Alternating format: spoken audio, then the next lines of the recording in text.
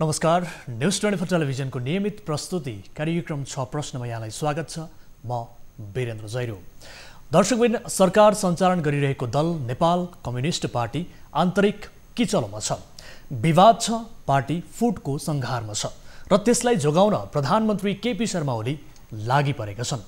अहिले सरकार नै के हुने हो भन्ने अस्पष्ट हुँदा कसैलाई पनि नागरिकको चिन्ता छैन। शक्ति सङ्घर्षका कारण मुलुकका तमाम समस्यामा कसैको ध्यान गएको छैन। ओली नेतृत्वको सरकारले कुनै काम गर्न नसकेको भन्दै आलोचना पार्टीभित्रै भइरहेको छ। तर यसको समाधान प्रधानमन्त्री परिवर्तनलाई नै मानिएको छ। जसरी नेपाली जनताले मतदान गरेर 2/3 बलियो सरकार मुलुकमा निर्माण भयो, त्यो अनुसार सरकारले काम गर्न नसकेको भन्दै जनता पनि असन्तुष्ट बनेका छन्। यति मात्र होइन, कोरोनाको महामारी र सङ्कटमा गुज्रिरहेको मुलुकलाई निकास दिने नेतृत्व यति बेला सत्ता फेर बदलमा लागि परेको भन्दै जनतामा यति बेला नैराश्यता पैदा भएको छ। आजको कार्यक्रममा हामी राजनीतिक विश्लेषक श्याम श्रेष्ठसँग पछिल्लो समय मुलुकमा देखिएको यी र यस्तै राजनीतिक घटनाक्रममा केन्द्रित रहेर केही विश्लेषणात्मक कुराकानी गर्दैछौँ। श्याम श्रेष्ठ उहाँ नागरिक आन्दोलनका एक अगुवा, लेखक र वाम विश्लेषक हुनुहुन्छ र लामो समयदेखि नेपाली राजनीतिलाई गम्भीर रूपमा विश्लेषण गर्ने, चिन्तन र मनन गर्ने व्यक्ति हुनुहुन्छ। उहाँलाई कार्यक्रममा स्वागत गरौँ। सर, स्वागत छ यहाँलाई कार्यक्रममा। धन्यवाद। सारा श्रोताहरूलाई नमस्कार।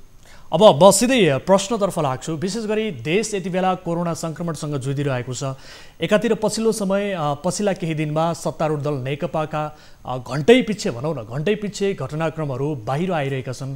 खासमा नेकपाभित्रको यो रडाकोलाई, यो आन्तरिक किचलोलाई तपाईँले कसरी हेरिरहनु भएको छ? यो किचलो वास्तवमा सत्ताको भागबण्डा, सत्ताको चाहिँ पावर सेयरिङ ठिकसँग हुन नसक्नाले पहिले उहाँहरूका बिचमा भएका सहमतिहरू ठिकसँग कार्यान्वयन नहुनाले र एक थरी सरकारमा रहेको प्रधानमन्त्री र उहाँको सरकारले आफ्नो घोषणापत्रमा रहेका कुराहरूलाई जोरदारका साथ कार्यान्वयन गर्नका कारणले पैदा भएको हो। अब अलि अगाडि नै कारण देखा पर्थ्यो, तर कोरोना भाइरस र यो नक्सा काण्डका कारणले यो चाहिँ हुन नसकेको थियो। अब यतिखेर यो पैदा भएको छ। अब विशेष गरी यसअघि पनि स्थायी कमिटी बैठकमा बहुसङ्ख्यक सदस्यले 44मा 31 जना सदस्यहरूले भनौँ न प्रधानमन्त्री ओलीको राजीनामा माग गरेपछि अहिले सरकारमा विशेष गरेर यो कुर्सी बचाउनका लागि हानथाप नै चलिरहेको छ। पछिल्लो समय प्रधानमन्त्री ओली पनि केही छटपटाउनु भएको हो? अब त्यो छटपटाट त देखिन्छ नि। उहाँको पार्टी त वास्तवमा छटपटाट भन्दा पनि पार्टी त लगभग घोषणा मात्र हुनु बाँकी हो। पार्टी त फुटिसकेको भन्नुपर्छ अहिले। हजुर, केही बाँकी छैन। अब यो युवा नेतृत्वले पचायो भने मात्रै हो, नत्र पार्टी चाहिँ फुटिसक्यो भने हुन्छ। त्यसको छटपटाट त उहाँमा हुने, किनभने पार्टीले नै उहाँलाई अध्यक्ष बनाएको, पार्टीले नै प्रधानमन्त्री बनाएको। त्यही पार्टी उहाँको समर्थनमा छैन। उहाँको संसदीय दलमा पनि उहाँ अल्पमतमा, उहाँको सरकारमा पनि उहाँ अल्पमतमा, के अरे पार्टी केन्द्र समितिमा अल्पमतमा, स्थायी समितिदेखि लिएर तल्लो समितिसम्म उहाँ चरम अल्पमतमा परिसकेका स्थिति हो। त्यो भइसके पछाडि उहाँ छटपटाउनु स्वाभाविक पनि हो। यसको अर्थ अब पार्टी करिब फुट्ने, जो यो फुटको संघारमा छ, यो फुटको संघारमा छ भनेर जुन किसिमले टीका टिप्पणीहरू पनि भइरहेको छ, विश्लेषण पनि भइरहेको छ। यहाँ स्वयंले आफै बताउनु भएको छ अनौपचारिक रूपमा मात्रै यो औपचारिक रूपमा मात्रै घोषणा हुन बाँकी छ। पार्टी भित्र फुटिसकेको छ। यो पार्टी फुट हुने नै सम्भावना देखिएको हो, फुट भइसकेको हो, अथवा यसलाई सहमतिमा जाने सम्भावना केही देख्नु भएको छैन? सहमतिमा जाने सम्भावना चाहिँ नभएको थिएन। हजुर, सहमतिमा जानका लागि बाटाहरू पनि थिए, तर त्यो बाटोमा प्रधानमन्त्री स्वयं आउनु भएन। हजुर, नआए पछाडि अनि अब जब डुङ्गा चलाउने माझी आफै डुङ्गा डुबाउन लाग्छ, तब डुङ्गा कसैले बचाउन सक्छ? हजुर। अब अहिले बाटो त नभएको होइन, बाटो त थिए। अब यसअघि हजुर हिजो पनि अब बालुवाटारमा प्रधानमन्त्रीले आकस्मिक बैठक बोलाउनु भयो। आकस्मिक बैठकमा बोलाएको बैठकमा चाहिँ प्रधानमन्त्री ओलीले मन्त्रीहरूलाई नै बोलाएर चाहिँ फुटको सन्देश दिएको बताइएको छ। विशेष गरी राष्ट्रपति र आफू विरुद्ध षड्यन्त्र भयो, आफूलाई अध्यक्ष पदबाट प्रधानमन्त्री पदबाट हटाउने खेल भइरहेको र विशेष गरी राष्ट्रपतिलाई महाभियोग लगाउनेसम्मका खेलहरू भइरहेको षड्यन्त्र भएको भन्दै अब पार्टी चाहिँ एक नरहन पनि सक्छ, बाई फोर्स बाई स्टेप निर्णय लिनुपर्ने हुनसक्छ, कता लाग्ने हो किता क्लियर गर्नु भनेर उहाँले मन्त्रीहरूलाई नै भनेको स्थिति छ भन्ने किसिमको कुराहरू पनि आइरहेको छ। यसलाई कसरी लिन सकिन्छ? प्रधानमन्त्रीको जुन किसिमको यो अभिव्यक्ति छ मन्त्रीहरू प्रति, यसलाई कसरी लिने? फुटको मञ्चन हो यो। हजुर, पार्टी फुटको मञ्चन हुँदाखेरि यस्तै हुन्छ होइन। अब यतिखेर अर्को पक्षले पनि याद गर्नुपर्छ के हो भन्दाखेरि के पार्टी फुट गर्ने समय हो यो? जुन कोरोना भाइरसको महामारीमा देश यतिखेर परिरहेको छ। हजुर, र एकातिर चाहिँ हामी भारतसँग पनि जुझ्दैछौँ यो हाम्रो सीमा अतिक्रमणलाई लिएर।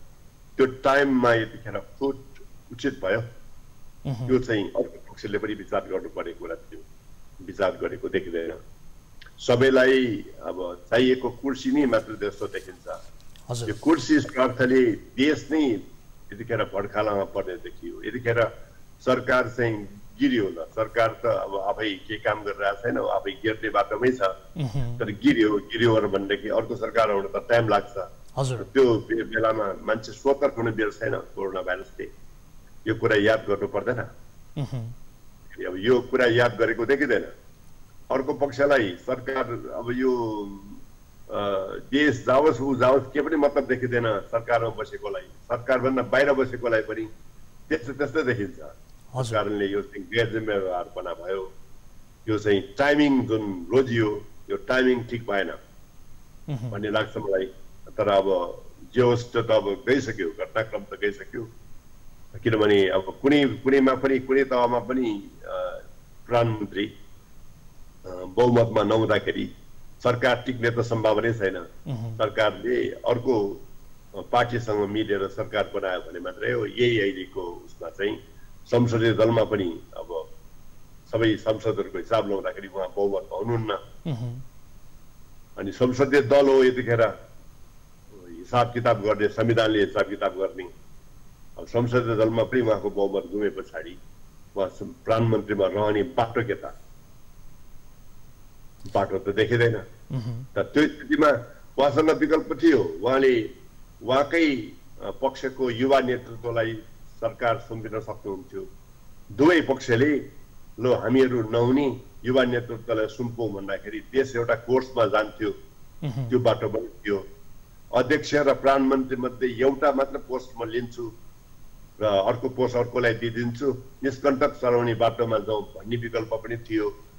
र सबै नेताहरूलाई खुस गराउने गरेर पावरको अथवा जिम्मेवारीको न्यायोचित वितरण म गर्छु भन्ने विकल्प पनि थियो उहाँसँग। यी विकल्पमा जानलाई उहाँलाई केले अप्ठ्यारो पारेको? अहङ्कार बाहेक, दम्ब बाहेक अर्को केही कुराले अप्ठ्यारो पारेको त देखिँदैन। विकल्पहरू छन्, सारा कुरा छन्। अब यो हुँदाहुँदै पहलकदमी नगर्ने प्रधानमन्त्री, बेटाइममा पहलकदमी गर्ने अर्को पक्ष, यो दुवै पक्ष मिलेर अब देश चाहिँ यतिखेर अब त्यतिखेर जनताहरू कोरोना भाइरसका कारण, त्यसको अव्यवस्थापनका कारण अत्यधिक निराश छन्। त्यसमाथि निराशामाथि निराशा थप्ने कुरा भयो यो। अब प्रधानमन्त्रीले विशेष गरी नयाँ पुस्तामा यो विकल्पका लागि प्रस्ताव गरे भने अर्को पक्ष जुन छ प्रधानमन्त्रीको विपक्षमा देखिएको जुन प्रचण्ड, माधव कुमार नेपाल लगायतका जुन पक्षहरू हुनुहुन्छ, उहाँहरू सहमतिमा आउने सम्भावना थियो त? बाध्य हुनुपर्ने हुन्छ। किनभने पनि यतिखेर ल अब उहाँको चाहिँ टक्कर भनेको को भयो भने माधव कुमार नेपाल र प्रचण्ड छ। दुवैलाई म दिन्न, तर म प्रधानमन्त्रीबाट स्टेप डाउन गरिदिन्छु, तर अर्को नयाँ पुस्तालाई दिइदिउँ भन्दाखेरि त्यहाँ उनीहरूलाई नमान्नको लागि गाह्रो पर्थ्यो। हजुर, स्थिति त हुन्थ्यो त, त्यो विकल्प थियो त। अनि त्यो विकल्प किनभने तल्लो पुस्तामा उहाँहरूभन्दा योग्य मान्छे त तल्लो पुस्तामा थिए। उहाँहरूले चढाउन नसक्नु भएको त हो त। देश चलाउनको लागि उहाँहरूको सक्षम चढाउनु भएको हो। उहाँ वास्तवमा प्रधानमन्त्री त बिरामी पनि हो वास्तवमा, मानसिक रूपले पनि बिरामी, शारीरिक रूपले पनि बिरामी। त्यस्तो मान्छे कुर्सीमा किन बसिराख्ने? उहाँले पिसफुल्ली पावर ह्यान्डओभर गरिदिने कुरा गर्दै हो भनेदेखि यसको चाहिँ तत्काल एउटा अर्को कोर्समा जान्थ्यो, सहमतिको कोर्समा यो जान्थ्यो। देशसँगै यसमा लाग्थ्यो पनि, किनभने यी अहिलेको पहिलो पुस्ताका नेतृत्व कोही पनि सरकार सञ्चालन गर्नका लागि लायक छैन।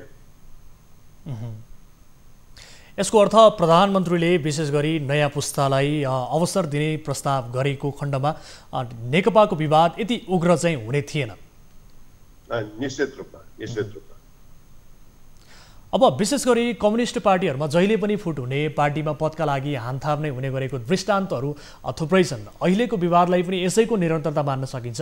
भनिन्छ 70 वर्षभन्दा बढी यो कम्युनिस्टहरूको इतिहासमा चाहिँ 70 पटक भन्दा बढी नै पार्टी फुटिसकेको यो दृष्टान्तहरू छ। यसलाई यसैको निरन्तरता मान्न सकिन्छ। पार्टी फुट हुनुको कारणमा जानुपर्छ। पार्टी फुट किन हुन्छ? पार्टी फुट त अब नेपाली कांग्रेस पनि भएको छ, राप्रपा पनि भएको छ, यो सबभन्दा धेरै नेकपै भएको छ। त्यो सही कुरा हो। फुट किन हुन्छ नेपालमा? त्यो कुरामा जानुपर्ने हुन्छ। फुट हुनुको कारण के हो भने पार्टी एकता हुँदाखेरि त्यो विचारको तहबाट, सिद्धान्तको तहबाट एक भएको हुँदैन। त्यो खालि चाहिँ ट्याक्टिकल तहबाट गन्ती, टाउको गन्तीको हिसाबले त्यो एकता भएको हुन्छ। यो एकता पनि, यो नेकपाको एकता पनि त्यस्तै हो। त्यतिखेर न त उहाँहरूको विचार मिलेको थियो, न त उहाँहरूको सिद्धान्त मिलेको थियो, न त उहाँहरूको सङ्गठन मिलेको थियो। अब टाउको पनि अलग अलग, शरीर पनि अलग अलग, खुट्टा पनि अलग अलग, तर टुप्पी बाँधेर उहाँहरूको यो पार्टी एकता भयो भनेको थियो। त्यो त्यही पो थियो कि भुल? त्यही भुलका कारण अहिले चाहिँ एकता जरोसँग हुन सकेको हो कि भन्ने एउटा कुरा छ, प्रश्न छ। अब अर्को त के हो भने एकदमै उहाँहरू चाहिँ हरेक मान्छेहरू अब सत्तामा नरहिसके पछाडि सत्तामा हुनेलाई मजासँग काम गर्नको लागि छोडिदिनु, त्यस्तो खालको छैन नेपालमा। जस्तो अमेरिका, युरोपतिर सरकारमा नरहे पछाडि अर्कोले डिस्टर्ब गरिराख्दैन। अब यो दक्षिण एसियाको भुल भन्नुपर्छ कि दक्षिण एसियामा प्रधानमन्त्रीबाट ओर्ले पछाडि पनि प्रधानमन्त्रीको आकांक्षा भएर बस्ने रोग त भइरहेको हुन्छ। यस्तो यो नेपालमा पनि भयो। अब अधैर्यता के 5 वर्ष कुर्ने अधैर्यता चाहिँ व्यापक मात्रामा छ। यो कारणले पनि पार्टी फुट हुने हो। यो फुटको यो जुन कारण भइसके पछाडि फुट्नु त खालि परिणाम मात्रै त हो। अब विशेष गरी नेपाली राजनीतिमा बहुमतको सरकार टिकेको देखिँदैन। यस्तो किन भइरहेको छ? नेताहरूमा अलिकति दूरदर्शिताको कमी भएका कारण यस्तो भएको हो कि अथवा उनीहरूमा पदको लालचीपनका कारण यस्तो भएको हुन सक्छ कि के हो? तपाईले लामो समयदेखि हजुर राजनीतिमा विश्लेषणात्मक कुराकानीहरू विश्लेषण गरिरहनु भएको छ। यसलाई चाहिँ कसरी लिनु भएको छ यहाँले? दुईटा कारणले यस्तो भइरहेको छ। हजुर, एउटा कारण चाहिँ के हो भन्देखि एउटा कारण के हो भन्देखि हजुर यो जो सरकारमा गएको छ, सरकारमा गएको नेतृत्वले सबैलाई सँगै लिएर हिँड्न सक्ने त्यो क्षमता आर्जन नगर्नु। अब त्यो क्षमता आर्जन गरेको भएदेखि भिन्न मतका मान्छेलाई पनि उनीहरूको कुरा सुन्ने, टाइम टु टाइम कुरा सुन्ने, उनीहरूलाई सँगै लिएर हिँड्ने, उनीहरूलाई उपयुक्त जिम्मेवारीहरू दिने कुराहरू गरिरहेको हुन्थ्यो। त्यसले एउटा असन्तोष यसरी चुलिन पाउने हुन्थ्यो। दोस्रो कुरा के हो त भनेदेखि सरकारमा गएको पार्टीले, सरकारमा गएको नेतृत्वले चाहिँ लोकप्रिय जनताको मन जित्ने खालको काम र कार्यक्रमहरू गरेर देखाउन नसक्नु। यतिखेर केपी ओलीले देशलाई उहाँकै घोषणापत्रमा लेखेको कामहरू भट्टाभट गरेर देखाएको भएदेखि उहाँलाई अहिले राजीनामा माग्ने कसैको तागत हुन्थ्यो? हुँदैन थियो। काम त उहाँले गरेर देखाउन सक्नु भएन। उहाँको घोषणापत्र नै पढेर हेरे हुन्छ। घोषणापत्रमा त 3 वर्षभित्र नेपाललाई खाद्यान्नमा आत्मनिर्भर पार्ने कुरा छ। भयो त त्यो? उल्टो कृषिको बजेट 90 अरबबाट तपाईँको चाहिँ 40 अरबभन्दा मुनि घटाएको छ। अनि त्यो त भएको छैन। अब कृषिमा सिँचाइमा 5 वर्षभित्र आत्मनिर्भर बनाउने भन्ने छ, भइरहेछ त्यो काम, त्यो त भइरहेको छैन। त अब उहाँले आफ्नो घोषणापत्रमै भएको कुराहरू यदि टनाटन उहाँले भट्टाभट लागू गरेर उहाँले लोकप्रिय, जनतामा लोकप्रिय हुने, जनताको मन जित्ने खालको काम गरेको भए तापनि यो खालको कुरा हुँदैन थियो। अब यो कुरा पनि हुन लागिरहेको छैन, भइरहेको छैन। त अब उहाँले चित्तबुद्ध काम गरेको भनेको यही एउटा कि चाहिँ उहाँले नक्सा जारी गर्नुभयो, यो कालापानीको नक्सा जारी गर्नुभयो, जुन नेपालको इतिहासमा हुन सकेका थिएन। एउटा हिस्टोरिकल काम भनेको त्यो एउटा मात्रै हो उहाँले गरेको। अब अरू कामहरू चित्तबुद्ध त छैन। एक कोरोना भाइरसको व्यवस्था पनि हेरौँ हामीहरू, उहाँले भारतबाट आउने नेपालीहरूलाई ठिकसँग व्यवस्थापन गरे भनेदेखि यो लकडाउन जरुरी नै पर्दैन थियो। अब प्रधानमन्त्री केपी शर्मा ओली जस्तो अब प्रधानमन्त्रीबाट यदि उहाँ हट्नुभयो भने त्यस पछाडिका अन्य जो नेताहरू छन् ती नेताहरू पनि विशेष गरी दागरहित छैनन्। उनीहरूलाई पनि त हामीले नेपाली जनताहरूले यसअघि उनीहरूको पनि कार्यशैली त देखेकै हुन् होइन, उनीहरूलाई पनि पचाइसकेकै छन्। अब यसको विकल्प चाहिँ के हुनसक्छ, कोही देख्नु भएको छ यहाँले? विकल्प त अब नेकपामा विकल्प टनाटन छन्। विकल्प उहाँहरू मुनिको युवा नेतृत्व भन्छ नि, युवा भन्नु त गाह्रो पर्ला, त्योभन्दा अलिकति माथिको, तर उहाँहरूभन्दा मुनिको नेतृत्व तहमा चाहिँ, पुस्तामा चाहिँ सरकार चलाउन सक्नेहरू धेरै छन्। चाहे घनश्याम भुषालबाट भनौँ, चाहे गोकर्ण विष्टबाट भनौँ, चाहे चाहिँ अरू नेतृत्व भनौँ, चाहे नारायण काजी श्रेष्ठबाट भनौँ होइन। उहाँहरूलाई के हो भने त सरकार त चलाउन सक्छ, त्यो एउटा बेट हो त। तर अब युवा पुस्तालाई नेपाली राजनीतिमा अवसर दिने भनौँ, एउटा हस्तान्तरण गर्ने भनौँ, पदीय जिम्मेवारी दिने, यो कुराको संस्कार त देखिएन नि। यसले गर्दाखेरि चाहिँ युवा नदेखिएर समस्या भयो अहिले। हजुर, यो अहिले नदेखिनुको मूल कारणै हो कि अब तपाईँको चाहिँ ब्रह्मनालमा गएसम्म पनि पुरानो बुढा मान्छेले नि गर्नुपर्ने, अब चल्न नसक्ने, हिँड्न नसक्ने, राम्ररी बोल्न नसक्ने हुँदाखेरि पनि त्यही बिरामी मान्छेले सरकार चलाउनु पर्ने, यो जुन रोग नेपाली राजनीतिमा छ यसका कारण त भएको हो होइन भनेदेखि त अर्को मान्छेले चलाउन सक्दैन भन्ने लाग्यो भनेदेखि नयाँ पुस्ताले दिए हुन्छ नि त। उहाँकै मन परेको मान्छे पनि हुनसक्छ नयाँ पुस्तामा, त्यसलाई दिए हुन्छ। देश त विकल्पमा गयो नि त। अनि अब आफूलाई आफ्नो शारीरिक रूपमा क्षमता छैन, हुँदाखेरि पनि लडखडाएर हिँड्नुपर्छ, बोल्दाखेरि होस ठेगान छैन होइन, भन्दाखेरि तथा भावी प्रधानमन्त्री भएकोले बोल्ने, त्यो भनेको बिरामी भएको स्थिति त हो त्यो। भन्दाखेरि उहाँले लु म चलाउन सक्दिनँ, लु नयाँ पुस्तालाई मैले ह्यान्डओभर गरेँ, तपाईँहरू पनि चुप लाग्नुहोस्, म पनि चुप लाग्छु, हामीहरू चाहिँ पार्टीमा चाहिँ लु ब्याकग्राउन्डमा बसौँ, नयाँ पुस्ताले पार्टी चलाउनु दियो भन्दाखेरि आखिर जनताले पनि चाहेकै नयाँ पुस्ता त चाहेकै त हो नि। जनताको चाहना पनि त त्यही हो, नयाँ पुस्ता आओस्। हजुर, अनि अब पार्टी पनि योभन्दा राम्रो चल्थ्यो, सरकार पनि योभन्दा राम्रो चल्थ्यो होइन, फुट हुनबाट पार्टी पनि रोकिन्थ्यो। यस्तो विकल्पहरू हुँदाहुँदै उहाँहरू पार्टी नै फुटाउनेतिर किन लम्किएको? हुन त यो पार्टी अब न त कुनै कम्युनिस्ट पार्टी हो, न त कुनै सोसल डेमोक्रेटिक पार्टी हो, तर पनि त देशमा राजनैतिक स्थिरता त हुन्छ त यसबाट। अब नेकपा भोलिका दिनमा फुट्यो भने यसले विशेष गरी 2/3 सरकारप्रति जुन किसिमको एउटा जनताको आशा भरोसा छ, यसले यो फुटको सङ्घारमा गयो, फुट्यो भने यो व्यवस्थाले नै जनताप्रति कतिको वितृष्णा पैदा गर्न सक्छ भोलिका दिनमा? यो फुटले 3-4वटा ठुल्ठुलो रिजल्ट ल्याउँछ। हजुर, पहिलो कुरा त के हो भनेदेखि आम जनतामा चर्को फ्रस्ट्रेसन ल्याउँछ। हामीले 2/3 सरकार पाउँदाखेरि पनि सरकारले स्थिर ढङ्गले शासन गर्न सकेन भन्ने सन्देश लाग्छ। एउटा यो कुरा हुन्छ नि।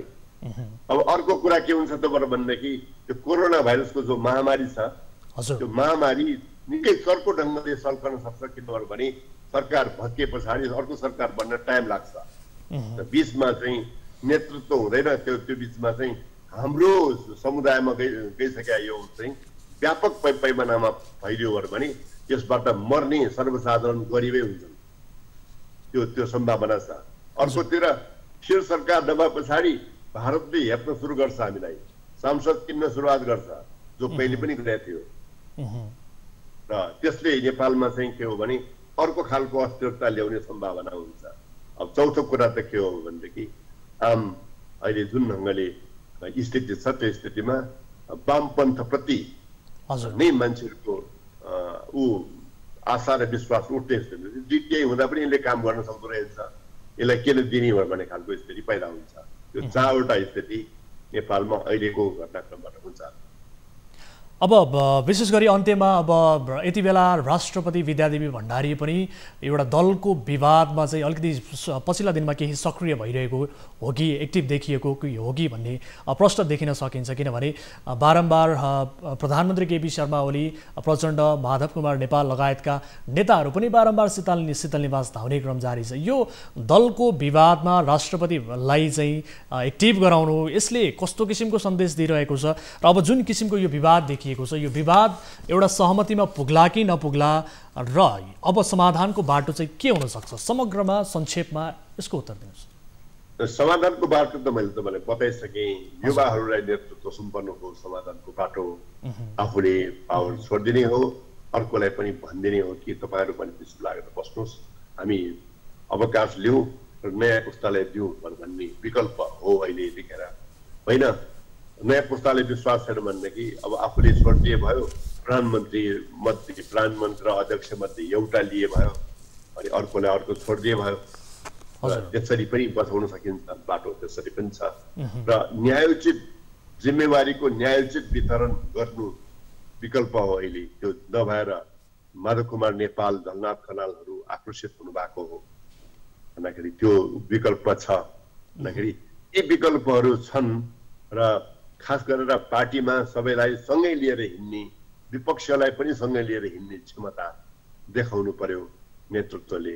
भन्दाखेरि यी विकल्पहरू बिल्कुलै सम्भव विकल्पहरू हुन्, यिनीहरू तुरन्त कार्यान्वयन गर्न सम्भव विकल्प हो। अब चिची पनि आफैलाई चाहिने, पापा पनि आफैलाई चाहिने, बरफ पनि आफैलाई चाहिने, सिन्का पनि आफैलाई चाहिने भन्नु थाले पछाडि त पार्टीमा त अरू पनि आकांक्षीहरू छन्, मिल्छ कसरी? त्यसो भएको हुनाले विकल्पहरू नभएको होइन, विकल्पहीनतातिर प्रधानमन्त्री आफै जान थाल्नु भयो। उहाँलाई के को यो यस्तो खालको भएको हो, जबकि उहाँ आफूले आफ्नो स्वस्थ हुनुहुन्न, शारीरिक रूपमा पनि स्वस्थ हुनुहुन्न, मानसिक स्वस्थ हुनुहुन्न, के गर्न सक्ने हालतमा हुनुहुन्न। अब उहाँलाई कुनै पनि कुरा भन्यो कि उहाँको आकर्षित हुनुहुन्छ, मन्त्रीहरूसँगसम्म उहाँको एक्सेस छैन भन्दाखेरि यस्तो मान्छेले यतिखेर सत्ताको लोभ गरेर बस्नुको कारण के? विकल्प त छन् नि त, उहाँको पार्टीभित्रै विकल्प छन्, युवा प्रस्तावै विकल्प छन्। सबै विकल्प हुँदाहुँदै आफू पनि भड्खालामा जाने, देश पनि भड्खालामा पठाउने, पार्टी पनि भड्खालामा पठाउने भन्ने कुरा त बुद्धिहीनताको पराकाष्ठा होइन यो।